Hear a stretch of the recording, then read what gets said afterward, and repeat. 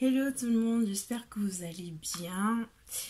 Bienvenue sur cette nouvelle vidéo où je vais vous montrer comment je prends soin de ma coiffure protectrice, donc les vanilles.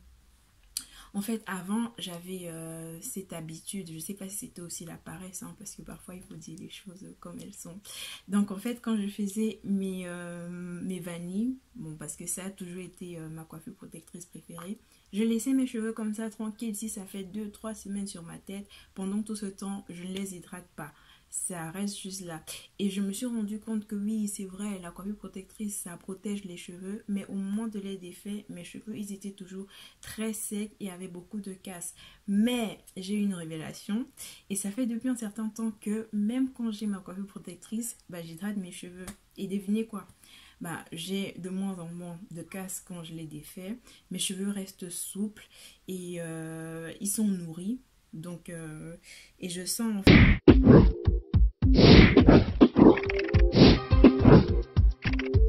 le fait d'hydrater les cheveux lorsqu'on a une coiffure protectrice permet déjà l'hydratation. L'eau un peu c'est la vie, hein. Pour nous, quand on boit aussi pour les cheveux, ils aiment bien.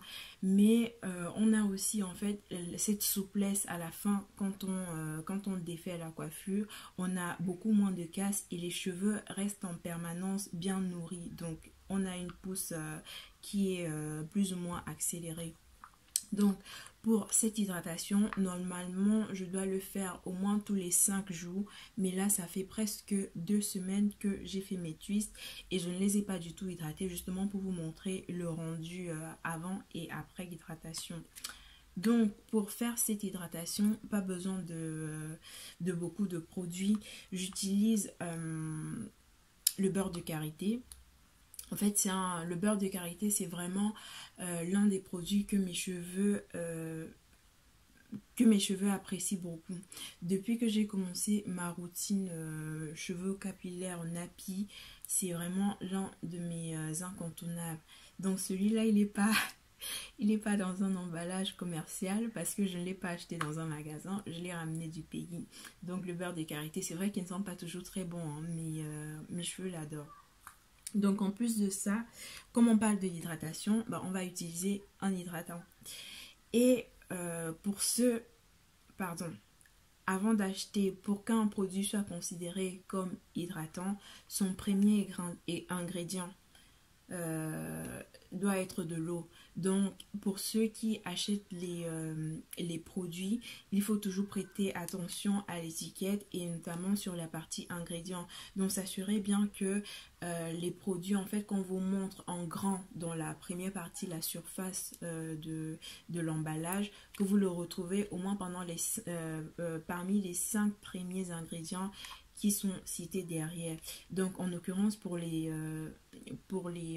hydratants, donc on les appelle moisturizer en anglais.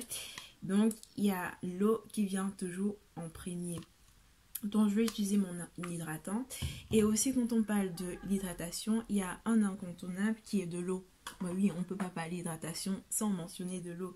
Donc là, je ne l'ai pas mis dans un vaporisateur, mais aussi cette bouteille me sert de vapo. Parce que voilà, ça fait ce tchutchi. Donc en fait, ici à l'intérieur, j'ai mis de l'eau 2 tiers du récipient et un tiers est constitué d'un produit, la kératine. En fait, si vous n'avez pas la kératine, j'ai pas voulu le présenter parce que je sais qu'on ne le retrouve pas partout. Mais si vous n'avez pas la kératine, vous pouvez aussi utiliser une huile à votre choix. Comme l'huile d'avocat, l'huile de ricin, l'huile de coco, ou même si vous n'avez pas l'huile, c'est pas grave parce que à la fin, justement, le beurre de karité va agir un peu comme un scellant. Ça va venir sceller l'hydratation qu'on va mettre, donc ça va venir empêcher en fait le phénomène. Pour vous illustrer par un exemple tout simple, c'est un peu comme si vous mettez de l'eau dans un récipient ouvert et vous le mettez au soleil, et puis dans un autre récipient vous allez mettre de l'eau et mettre une huile par dessus. Donc l'huile normalement va rester à la surface parce qu'elle est moins dense que l'eau. Si vous laissez les deux récipients au soleil, vous allez constater que le récipient dans lequel il n'y a pas d'huile l'eau va très vite s'évaporer, contrairement au récipient dans lequel il y a l'huile. Donc l'huile va venir vraiment servir un peu comme une barrière et empêcher l'eau de s'hydrater très rapidement. Donc, trop parlé, maintenant je vais vous montrer comment je procède. Pour ceux qui n'ont pas regardé la vidéo quand je faisais mes twists, je laisse le lien dans la barre de description si vous voulez le consulter. Donc là, ça fait 2 semaines de vanille qui sont là. En fait, ça a un peu du mal à se baisser parce que pendant ces derniers jours, ma coiffure, c'était plus un pompon comme vous l'avez vu. Donc, les cheveux ont pris l'habitude de rester tout attaché. Donc voilà, c'est le résultat après 2 semaines. Après 2 semaines de vanille sans hydratation. Donc pour procéder à l'hydratation, quand on a les cheveux en twist, c'est facile. Non mais c'est quelque chose que j'aime bien. Parce que déjà on n'a pas le démêlage à faire, on paie moins et franchement c'est hyper facile. Donc je prends mon élastique, l'un de mes incontournables aussi, très pratique pour les cheveux denses et touffus comme les miens. Donc je vais séparer mes cheveux en 2 parties.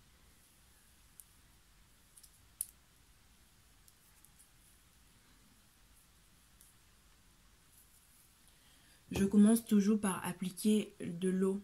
Comme je vous ai dit, il faut mettre l'eau avant de mettre de l'huile. Parce que si on met l'huile, l'huile ferme les pores. Et une fois qu'on met l'eau par-dessus, l'eau n'a pas vraiment accès. C'est un peu comme les portes sont fermées et ça ne peut pas vraiment pénétrer dans les cheveux. Donc je vous conseille de commencer toujours par l'eau. Si vous ne voulez pas commencer par l'eau, vous commencez par votre hydratant. Mais c'est peu importe. L'hydratant est avant et l'eau après. Mais ce qui est très important, c'est que votre huile soit toujours en dernier lieu. Parce que s'il vient avant, il va fermer les pores et vous n'aurez pas le résultat attendu. Donc moi, je vais commencer par mon spray.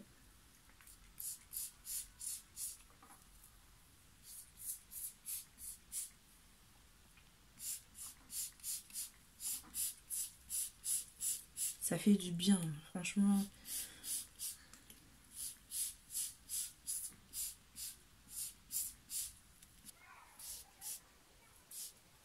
Donc une fois que j'ai fini d'appliquer de l'eau, je m'assure vraiment de masser pour que l'eau pénètre vraiment dans les cheveux. Et au fur et à mesure en fait que vous massez, vous sentez comment les cheveux deviennent de plus en plus doux.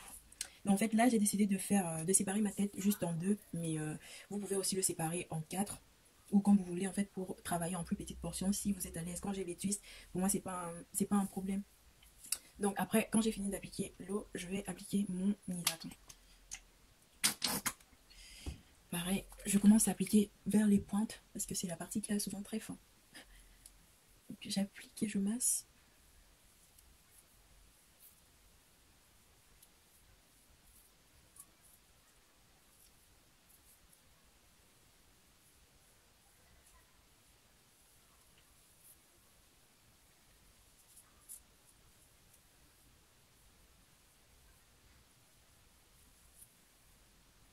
Je passe dans mon verticalité.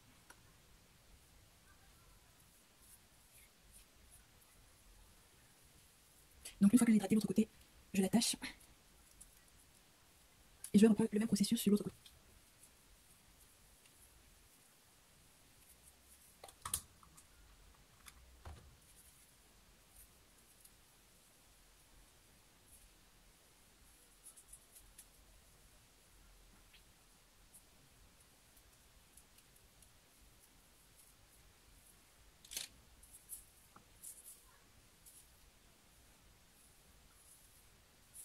Donc à la fin, pensez aussi à faire un petit massage crânien, ça facilite en fait la circulation sanguine et on sait que c'est le sang en fait qui va ramener les nutriments au niveau de la tête. Donc un massage peut-être de 3 minutes, 5 minutes aussi, c'est très important. En plus ça fait tellement du bien. Donc pour masser...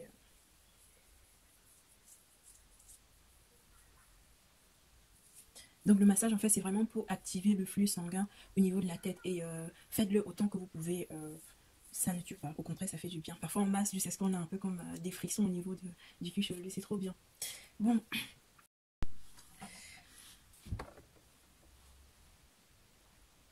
Les cheveux sont tout souples, légers, en fait ils ont juste envie de se balader. Mais il reste un autre problème. Là, si vous le faites comme ça, enfin en journée, ça va, vous pouvez laisser vos cheveux comme ça. Mais si c'est le soir, après vous allez vous rendre compte que les cheveux se sont tout rétrécis. C'est normal, c'est le phénomène normal, naturel des cheveux crépus. Donc moi en fait, après avoir hydraté mes cheveux pour limiter en fait le rétrécissement, le shrinkage en anglais, ce que je fais c'est que je fais les tresses au fil. Je vous laisse également là-bas le lien dans la barre de description pour ceux qui n'ont pas encore vu la technique des tresses au fil pour étirer mes cheveux.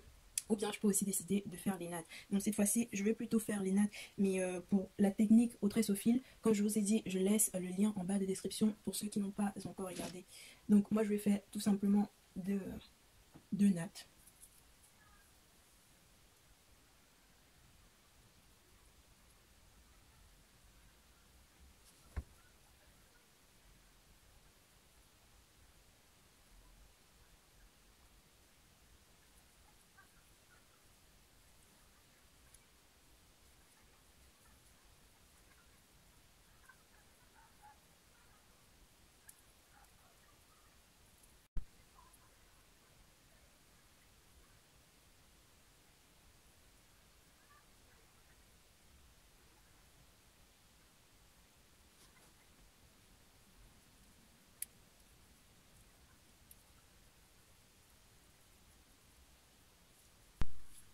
Donc voilà ce que ça donne à la fin. J'ai mes deux tresses. En général, si je fais cette hydratation le soir pour dormir, je les attrape encore avec les pinces comme ça maximise toujours l'étirement et au moment de sortie je les défais et le fait d'avoir fait aussi les nattes comme ça va ramener d'autres boucles en plus, ça serait très joli. Je vous mettrai une photo à la fin de quand j'ai défait les cheveux. Bon, j'espère que la vidéo vous a plu. En tout cas moi, depuis que je pratique cette astuce d'hydrater les cheveux même avec les coiffures protectrices, ça a vraiment beaucoup changé mon quotidien, surtout au niveau de la casse. Je perds de moins en moins quand je défais mes cheveux que quand je laissais sans hydrater. Donc c'est toujours un plaisir de partager avec vous. Abonnez-vous pour recevoir les prochaines vidéos si ce n'est pas fait et restez connectés. On se voit à la prochaine pour la prochaine vidéo.